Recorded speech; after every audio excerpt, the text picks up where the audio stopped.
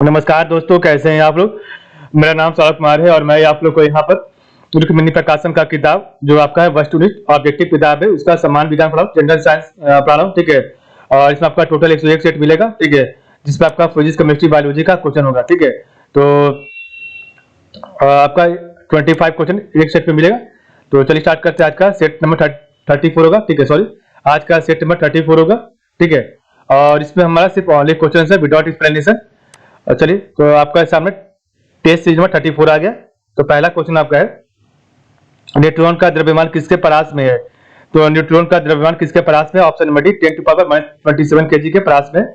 तो न्यूट्रॉन का द्रव्यमान किसके परास में? तो 10⁻27 केजी के परास में। क्वेश्चन नंबर 2 है, किसी नाभिक का संकेत निम्न संकेत द्वारा प्रदर्शित है, जेड एक्स ए इसमें। तो किसी नाभिक का संकेत निम्न संकेत द्वारा प्रदर्शित है, तो जेड एक्स ए है, इसमें क्या होगा? तो 2 correct answer option number A, Z आपका प्रोटॉन है एवं ए और जेड आपका न्यूट्रॉन है। ठीक है। तो जेड प्रोटॉन एवं ए जेड आपका जो है न्यूट्रॉन। ठीक है। क्वेश्चन आपका 3 है, इमहॉफ टैंक का प्रयोग किया जाता है। इमहॉफ टैंक का प्रयोग किसके लिए किया जाता है? तो ऑप्शन नंबर बी, कीचड़ पाचन, स्लग डाइजेशन एवं अवसादन सेडिमेंटेशन किया जाता है।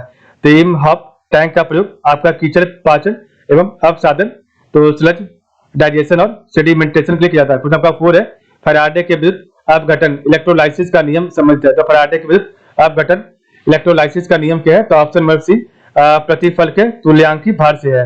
तो फैराडे के विद्युत अपघटन इलेक्ट्रोलाइसिस का नियम संबंधित ऑप्शन नंबर ए सी, प्रतिफल के तुल्यांकी भार से। 5 है, न्यूलैंड का अष्टक नियम कहां तक पालन करता है। तो न्यूलैंड का अष्टक नियम कहां तक पालन करता है? तो 5 का ऑप्शन नंबर ए सी ए तक जो है आपका पालन करता है। तो न्यूलैंड का अष्टक नियम सी ए तक पालन करता है। कुछ आपका 6 है, निम्न में से कार्बन की प्रतिशत मात्रा के आधार पर सही क्रम है। तो निम्न में से कार्बन की प्रतिशत मात्रा के आधार पर सही क्रम क्या है? तो 6 का ऑप्शन नंबर डी, पिटवा लोहा, स्टील और ढलवा लोहा। तो ये आपका सही है। तो पिटवा लोहा सबसे जो आपका ज्यादा, उससे कम आपका स्टील, और स्टील से कम आपका सबसे ज्यादा ढलवा लोहा, उसके बाद स्टील, उसके बाद आपका पिटवा लोहा। ठीक है। 7 आपका, निम्न में किसमें लोहा की मात्रा नहीं है। तो निम्न में किसमें लोहा की मात्रा नहीं है? तो 7 का ऑप्शन बी, मैग्नेसाइट में लोहा की मात्रा नहीं होती है। ठीक है। बाकी आपका सीडेराइट, कॉपर पायराइट और मैग्नेटाइट में होता है। तो सबका 8 है, द्रवित धातु प्राप्त करने की वह प्रक्रिया जिसमें धातु के ऑक्साइड को कार्बन एवं फ्लक्स से मिलाकर वायु की उपस्थिति गर्म किया जाता है कहलाता है। तो 8 का राइट आंसर है ऑप्शन नंबर ए आपका स्मेल्टिंग कहलाता है। तो द्रवित धातु प्राप्त करने की वह प्रक्रिया जिसमें धातु के ऑक्साइड को कार्बन एवं फ्लक्स मिलाकर वायु की उपस्थिति गर्म किया जाता है, आपका स्मेल्टिंग कहलाता है। क्वेश्चन नंबर 9 है, कृत्रिम तत्वों की संख्या कितनी है। तो कृत्रिम तत्वों की संख्या ऑप्शन में 24 है।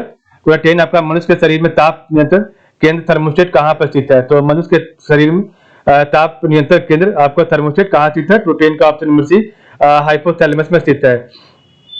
11 है, प्रेशर कुकर, सॉस पैन आदि जैसे एल्यूमिनियम की वस्तु को एनोडाइज क्लाइको किया जाता है। तो 11 का राइट आंसर है ऑप्शन नंबर सी, जो है उन्हें जंग लगने से बचाने के लिए। तो प्रेशर कुकर, सॉस पैन आदि जैसे एल्यूमिनियम की वस्तुओं को एनोडाइज क्लाइक क्यों किया जाता है? तो उन्हें जंग लगने से बचाने के लिए। 12 नंबर है, घरेलू पेयजल में घुले कुल ठोस कणों की मात्रा निम्न में से अधिक नहीं होनी चाहिए। तो घरेलू पेयजल में घुले कुल ठोस कणों की मात्रा निम्न में से अधिक नहीं होनी चाहिए। तो 12 का राइट आंसर है ऑप्शन नंबर बी, 500 ppm नहीं होनी चाहिए। ठीक है।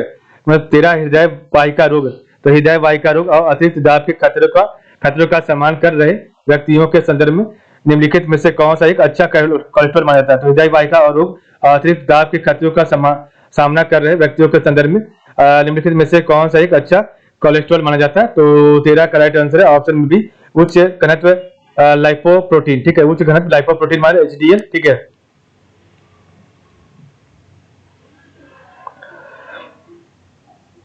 कुछ आपका 14 नंबर है, दूध निकालने के लिए स्तन ग्रंथियों में संकुचन पैदा करने वाला पदार्थ है। तो दूध निकालने के लिए स्तन ग्रंथियों में संकुचन पैदा करने वाला पदार्थ क्या? तो 14 का right answer option number C, oxytocin है। तो दूध निकालने के लिए स्तन ग्रंथियों में संकुचन पैदा करने वाला पदार्थ आपका ऑक्सीटोसिन है।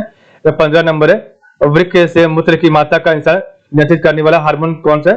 तो वृक्क से मूत्र की मात्रा का निस्तारण करने वाला हार्मोन कौन सा है? तो 15 का राइट आंसर है ऑप्शन नंबर डी, एडीएच द्वारा होता है। ठीक है। कुछ आपका 16 है, रक्त का ग्लूकोज स्तर समानता व्यक्त किया जाता है। तो रक्त का ग्लूकोज स्तर समानता व्यक्त किया जाता है। तो 16 का ऑप्शन नंबर मिलीग्राम प्रति डेसीलीटर में। तो रक्त का ग्लूकोज स्तर समानता व्यक्त किया जाता है तो आपका मिलीग्राम प्रति डेसीलीटर में। 17 नंबर क्वेश्चन है, जब रक्त में ऑक्सीजन की साधारणता कॉन्सेंट्रेशन में कमी आती है तो श्वास की गति, तो 17 का ऑप्शन नंबर बढ़ जाती है। तो जब रक्त में ऑक्सीजन की सांद्रता कॉन्सेंट्रेशन में कमी आती है तो श्वास की गति बढ़ जाती है। 18 नंबर, सी कार्बन विकिरण संबंध रखता है, तो सी कार्बन विकिरण संबंध रखता है तो 18 का ऑप्शन नंबर पी फास्फोरस से।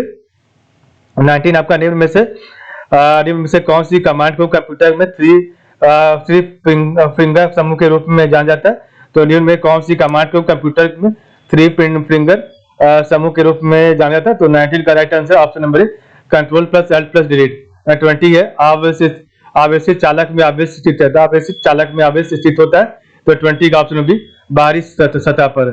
21 है, दो वस्तुएं U1 एवं U2 वेगों से ऊर्ध्वाधर ऊपर की ओर फेंकी जाती है, उनके द्वारा प्राप्त महत्तम ऊंचाई h1 तथा h2 का अनुपात क्या होगा, तो 21 का right answer option number C U1 square by U1 U2 square. ठीक है। 22 है, एक निकट दृष्टि दोष से पीड़ित व्यक्ति 80 सेंटीमीटर दूर तक की स्पष्ट रूप से देख सकता है और इससे दोष को दूर करने के लिए आवश्यक लेंस की क्षमता पावर क्या होगी, तो एक निकट दृष्टि दोष से पीड़ित व्यक्ति 80 सेंटीमीटर दूर तक ही स्पष्ट रूप से देख सकता है, इस दोष को दूर करने के लिए आवश्यक लेंस की क्षमता पावर क्या होगी, तो 22 का राइट आंसर ऑप्शन में भी -125 डायप्टर होगी। ठीक है, -1.25 डायप्टर होगी। 23 है, हवा एक डैश है, तो हवा क्या आपका है, तो हवा एक आपका ऑप्शन नंबर डी दोनों तत्व और यौगिकों का मिश्रण है, तो हवा आपका जो है दोनों तत्वों और यौगिकों का मिश्रण है। 24 है, प्रेरणा कुंडली इंडक्शन कॉइल उत्पन्न करती है उच्च विभव पर, तो प्रेरणा कुंडली उत्पन्न करती है उच्च विभव पर, तो 24 का ऑप्शन भी निम्न धारा की उत्पन्न करती है। 25 है, यदि 2000 कूलम आवेश को भी वोल्ट विभवांतर वाले दो बिंदुओं के बीच स्थानांतरित करने में किया गया कार्य 90 जूल हो तो V का मान ज्ञात कीजिए, तो 25 का ऑप्शन नंबर 0.045 है, तो यदि 2000 कूलम आवेश को V वोल्ट विभवांतर वाले दो बिंदुओं के बीच स्थानांतरित करने में किया गया कार्य 90 जूल है, तो V का मान ज्ञात कीजिए 0.045 है। ठीक है। नेक्स्ट आपका टेस्ट 35 होगा, तो आज से बस टाइम, आप लोग का बहुत बहुत धन्यवाद।